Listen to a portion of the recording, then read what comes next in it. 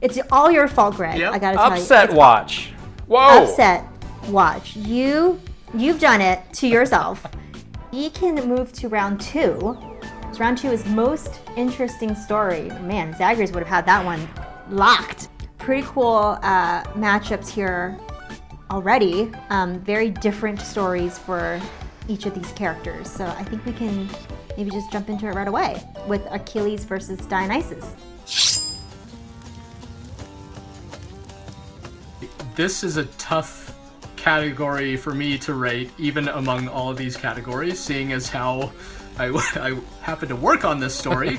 But, you know, again, applying the Lord Hades mindset, trying to remove myself from it, and I cruelly saddled Dionysus with a 3, which actually, looking at it, is pretty unfair. He has, for sure, one of the weirdest stories in Greek myth, and he, in fact, has a connection to Zagreus in the original mythology, but it's a bizarre story. I guess I knocked points for his story being less coherent than that of some of the other characters. Maybe that's very in theme for him as the god of... I was gonna say, maybe it's all the wine. Yeah, so, you know, he doesn't quite remember all the details. Achilles is an easy 5 for me because he is the protagonist of the Iliad, the story of the Trojan War. For me, he is maybe the single most fascinating character from Greek myth, if I had to pick just one, which is hard to do, because yeah, the Iliad, the story of the Trojan War, is incredible, and our story in Hades kind of picks up after the outcome of that story. And I think even still, there's just so much going on with Achilles. He has such an interesting past and such kind of a complicated present during the course of Hades, and so much at stake for him personally that I definitely have a soft spot for him story-wise. Yeah, I didn't have the chance to reread the Iliad last night, so I'm going to be focused on what's in the game. I gave Achilles a 5 tooth, though. I think it's super cool how he, you know, was this hero who's now in the underworld and helping Zagreus. Loved that. Dionysus I gave it a 3-2 as well, so we had the same ratings. The thing I will say, he does have his own laugh track. There's something to be said for that. He's got some interesting stories, but you know, maybe we're not getting them all as through the course of playing the game. I feel like he's one of those people that will tell you a story and then end it with, "You just had to have been there." Yeah, he'll laugh at his own story because you don't get it. So I actually agreed with both of you. I gave Dionysus a 3 and Achilles a 5. So we had the same scores actually going into this. Oh. Wow, Achilles, easy moving on to the next round. Awesome. Look, you have got to get here with the rest of us already. We've been saving you a spot. Let me see what I can do. Make life a little sweeter for you in the meantime. I was very miserly here, looking back at where I have them. So I have Thanatos at nearly a 3, and I have Nyx at a 4, which is also really miserly if I think about it, because Nyx is like, you know, we talked about chaos as the source of all creation. Nyx kind of had a pretty big hand in that too, and the concepts of sleep and death and like doom and strife. So it's actually kind of a lot of bad stuff, but some okay stuff like sleep. They all come from Nyx, but you know, it's kind of shrouded in just enough secrecy to where, you know, I don't think we know as many of the details as around someone like Achilles. And as for Thanatos, he was kind of, you know, he was created and he has his job to do to help lead mortals peacefully into the afterlife. But, you know, he's spent so much of his life just kind of working away that I don't know that he has, you know, he hasn't gone traveling and he hasn't gone backpacking in Europe or any of that. I don't know how extensive his life experience is since he's so committed to his job. Yeah, that was kind of my take on Thanatos. I gave him a 3 too because I felt like he was a little one note. You know, he's just doing the thing with the sleep, with the leading people to death kind of thing. Like he's not doing much else, you know. Nyx I gave a 4 too. I feel like in the game, you know, the way that her story develops and the way that it's related to Zagreus is super interesting. There's like, you know, family secrets that sort of come out and things like that. That's like very dramatic, and so So I really love that about Nyx's story in the game. So yeah, I think solid 4 for her on that. I gave Nyx a 5 actually, and also a Thanatos a 3. I think for Nyx, again, me with my lowbrow takes, I think the thing that's really interesting is, a lot of the progression of the story in the game comes via her. So she's kind of either initiating some sort of a story beat or the hub for some sort of a story beat that kind of moves things along to the next part, which I liked a lot. All right, Nyx very clearly sailing through to round 3 in the most graceful way possible. Wouldn't be fair if her own kid beat her in this category. That's what I was thinking too. Yeah, that's what I was thinking too. Now stand back and let me show you how it's done. Who wants to be the first to die again?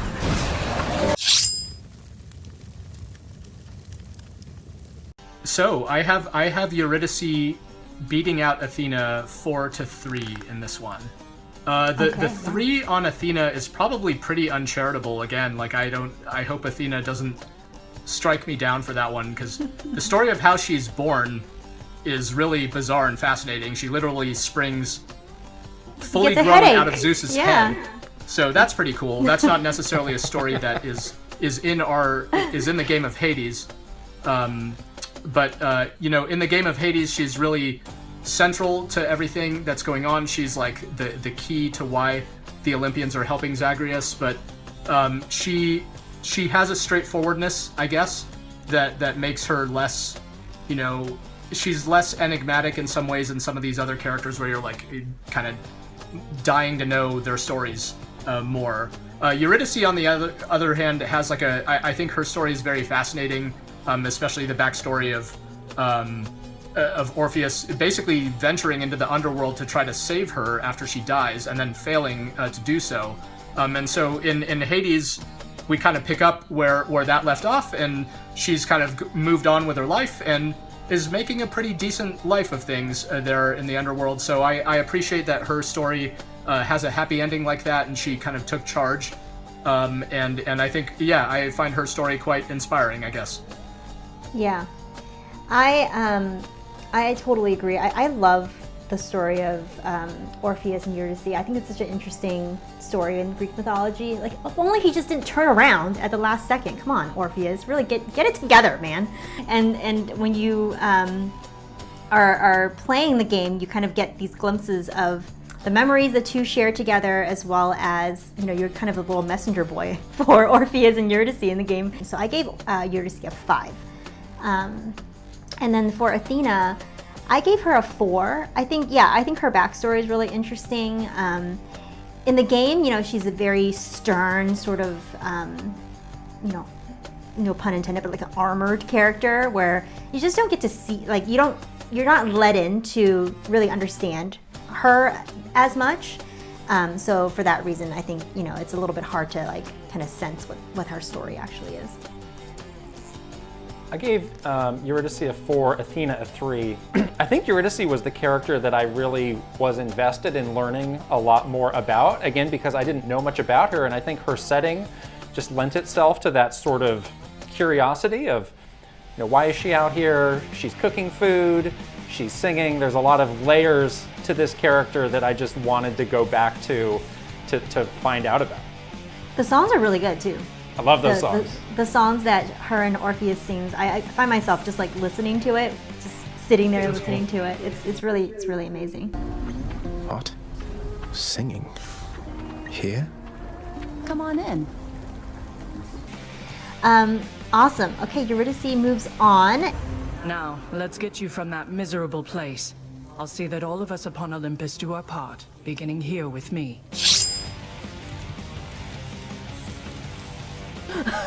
Most interesting story, though. Good thing they're not paired for most good looking.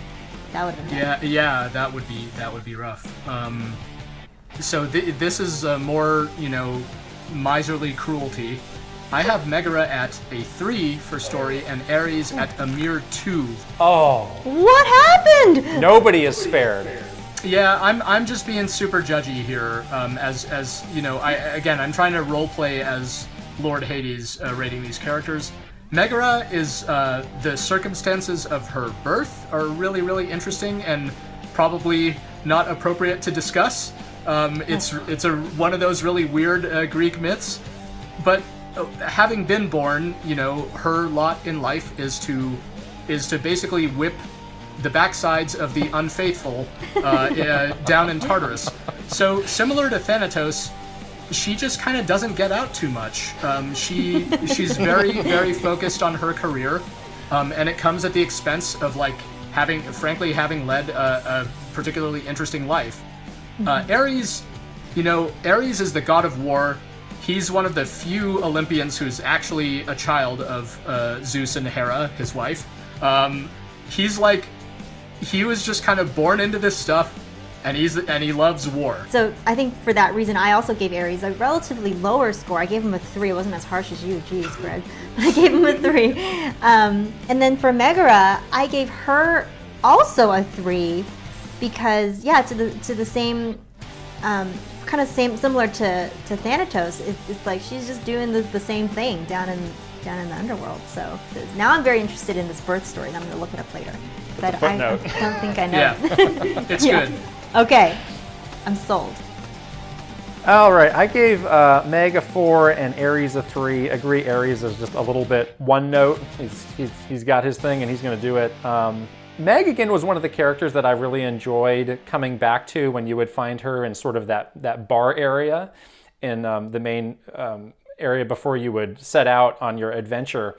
And I wouldn't say that it was, the deepest story around her, but I always found it interesting, and I appreciated her personality, and I think I was trying to get at what was the thing that happened that made her this very sarcastic, sort of bitter person.